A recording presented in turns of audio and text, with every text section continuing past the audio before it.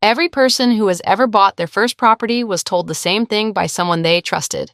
It was their parents, their banker, their agent, maybe a friend who had done it once and now considered themselves an expert. They all said some version of the same sentence: real estate is the safest investment you can make. Build equity, stop throwing money away on rent, get on the ladder before it is too late. And you believed it.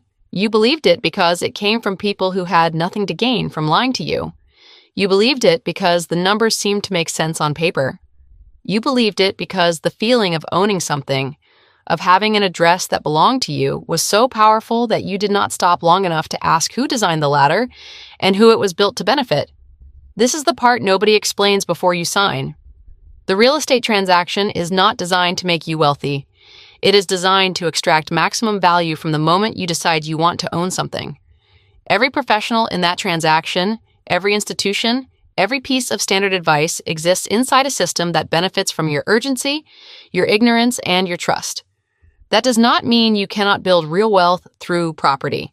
You can, but you will not do it by following the default path. The default path was built for someone else. Here are 11 traps that turn first-time buyers into cash machines for everyone except themselves. Trap number 1, you were told to buy as much as you can afford. You were never told what that actually costs you. The bank pre-approves you for a number. That number feels like a ceiling. In practice, for most buyers, it becomes a target. Your broker shows you properties at the top of your range. Your agent walks you through homes that stretch your budget just slightly. Everything slightly below your limit starts to feel like a compromise. And slowly, without anyone ever saying it directly, you absorb the idea that buying less than the maximum is leaving something on the table. What nobody explains is what maximum leverage actually does to your life over time. A couple buys a property at the top of their pre-approval. The monthly payment is manageable, barely, but manageable. For the first 3 years, they have almost no financial flexibility. They delay having children. They decline opportunities that would require capital they do not have. When the boiler fails in year 2, they put it on a credit card. When one of them loses their job for 4 months, they nearly lose the house. They did not make a reckless decision. They made a maximum decision. And the maximum was set by an institution whose revenue increases with the size of the loan, not one whose interest is your stability. The pre-approval number is not advice, it is an offer. And like all offers, it serves the person making it first. Trap number 2. You are told your agent works for you. The commission structure says otherwise. This one is built into the architecture of the transaction so deeply that most buyers never question it. Your buyer's agent is typically paid a percentage of the purchase price. That percentage is paid at closing, which means the more you pay for a property, the more your agent earns. And the faster the deal closes, the sooner they get paid. Neither of those incentives is aligned with helping you buy the right property at the lowest reasonable price. A first-time buyer walks into a negotiation. The seller is asking $280,000. The buyer wants to offer $265,000. Their agent says the market is competitive right now and a low offer might offend the seller and lose the deal. The buyer goes in at $275,000. They win the property. What they did not know is that the difference between $265,000 and $275,000 for their agent is a commission difference of roughly $200. For the buyer, it is $10,000 of additional debt at interest over 25 years. The agent was not dishonest. They were operating inside a structure that rewards speed and volume over your long-term financial outcome. Those are not the same thing, and knowing the difference changes how you walk into every conversation. Trap number 3. The inspection was performed. That does not mean it protected you. A standard property inspection is a visual assessment by a generalist. It covers what can be seen. It does not open walls. It does not test systems under load.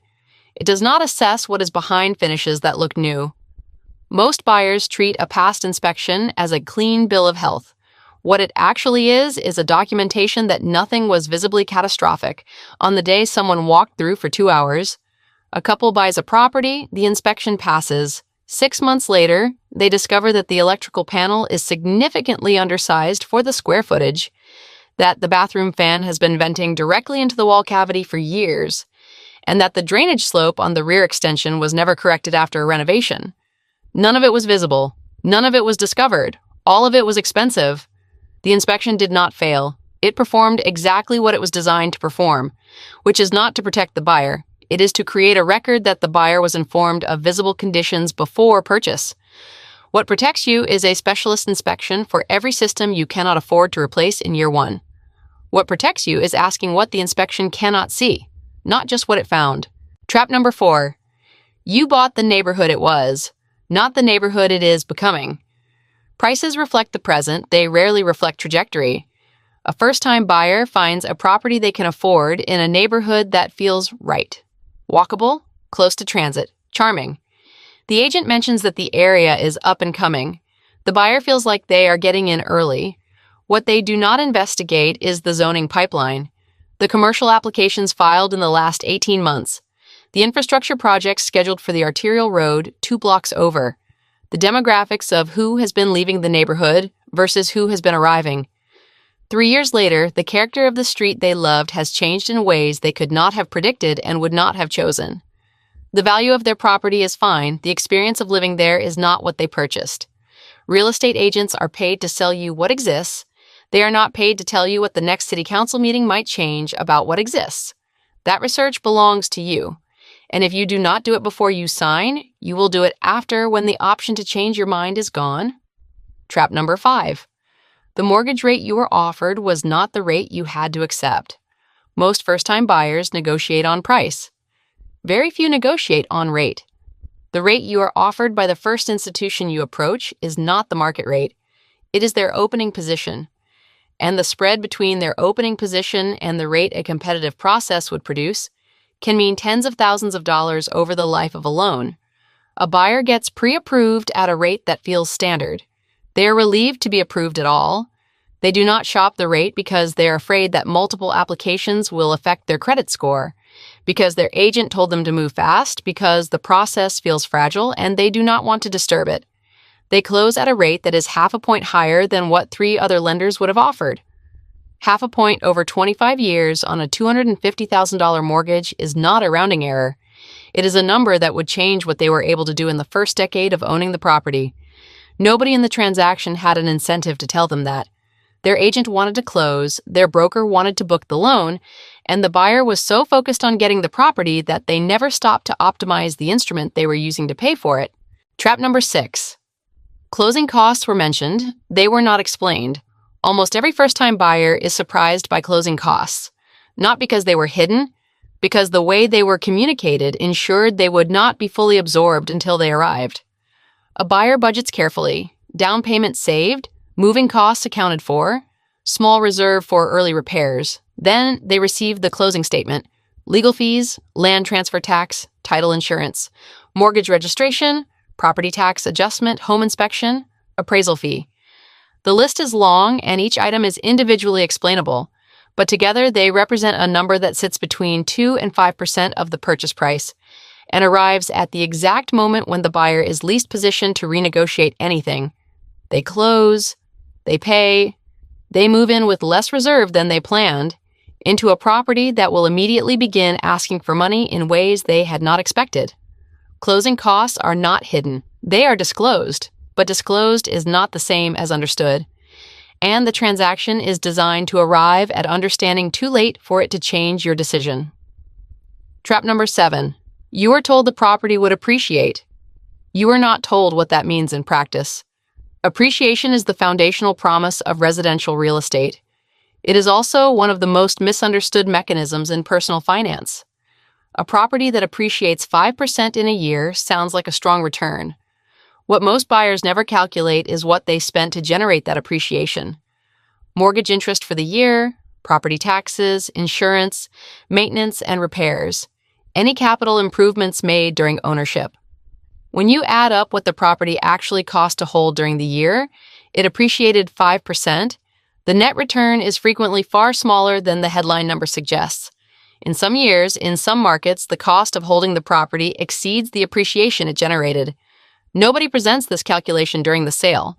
The conversation about appreciation happens in percentages of purchase price, which is the most flattering possible framing.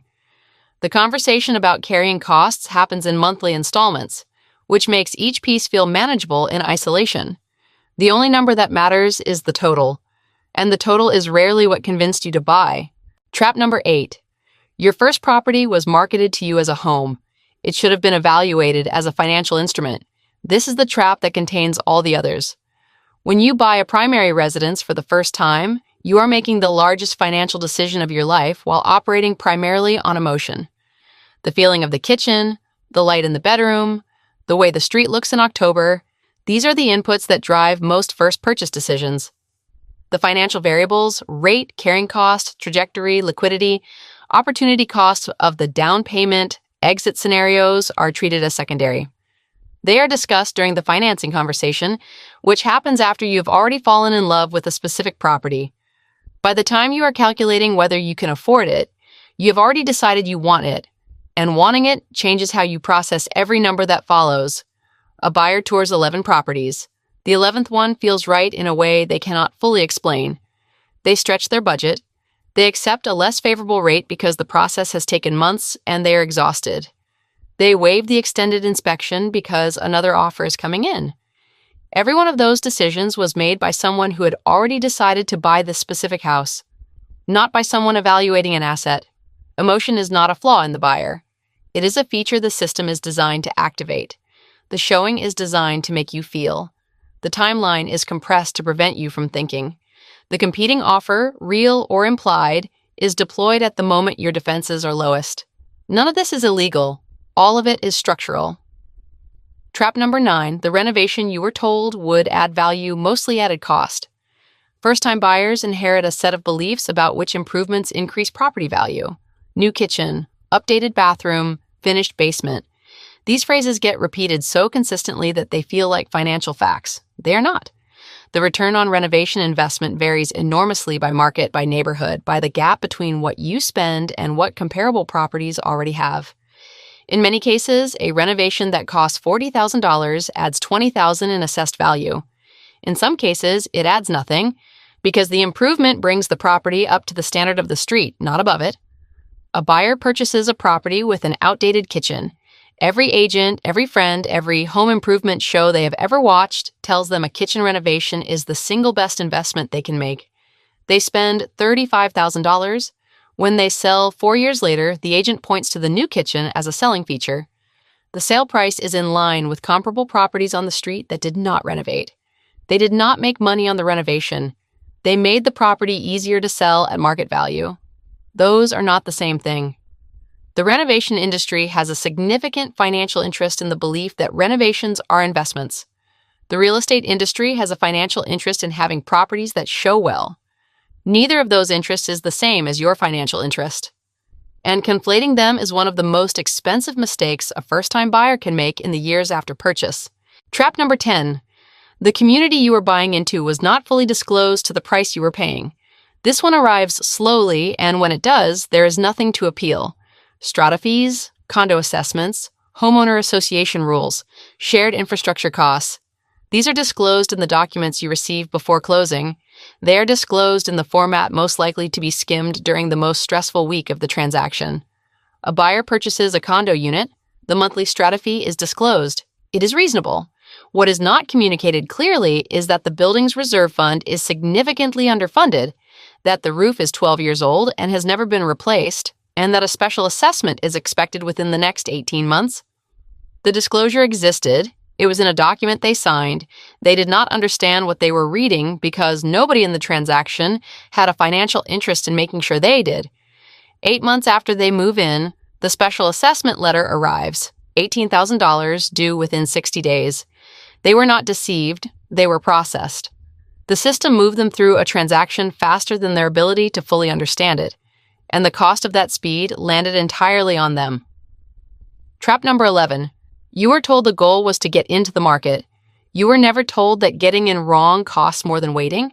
The urgency around property ownership is so embedded in the culture that questioning it feels irresponsible.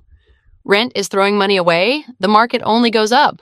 You need to get in before you are priced out forever. These are not financial principles, they are sales conditions. Renting is not throwing money away. It is paying for shelter with flexibility, no maintenance liability, and full liquidity of your capital. Whether that is worse than ownership depends entirely on the market you're in, the price you would pay, the rate you would carry it at, and what you would do with the capital you are not tying up in a down payment. A first-time buyer is pressured by their family to stop renting and start building equity. They buy in a market that has been rising for 3 years. They stretch their budget. They fix a rate at the top of a cycle. 2 years later, values in their neighborhood are down 8%. Rates have not fallen as expected, and they need to relocate for work. They cannot sell without taking a loss. They cannot carry the property remotely. They are trapped inside a decision they made, not because it made financial sense, but because the cultural weight of not owning felt heavier than any number they could have run. Getting into the market is not a strategy. Getting in at the right price, with the right structure, with enough reserve to hold through adverse conditions, is a strategy. The difference between those two things is not obvious when everyone around you is telling you to move. It becomes obvious about 18 months after you did. So what do you do with all of this? You stop treating the real estate transaction as a partnership between you and the professionals in the room. You start treating it as a negotiation between your interests and a system that is optimized for someone else's. You calculate the full cost of ownership before you fall in love with a specific property, not the mortgage payment, not the down payment, the full carrying cost per year against a realistic appreciation scenario, against what the same capital would generate if deployed differently. You shop your rate the same way you would shop any major purchase because no institution quotes you their best number first. You read the strata documents before you make an offer, not after, not during, before.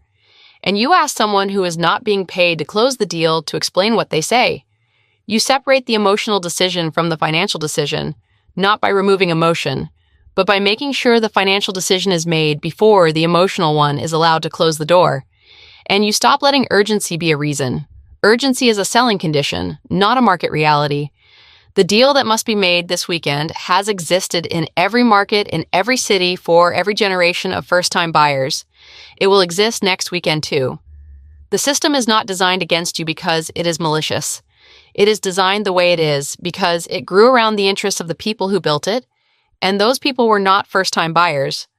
That does not change until you see it clearly enough to move differently. Most people see it the first time they sign something they did not fully understand. You are reading this before that moment. That is not a small thing.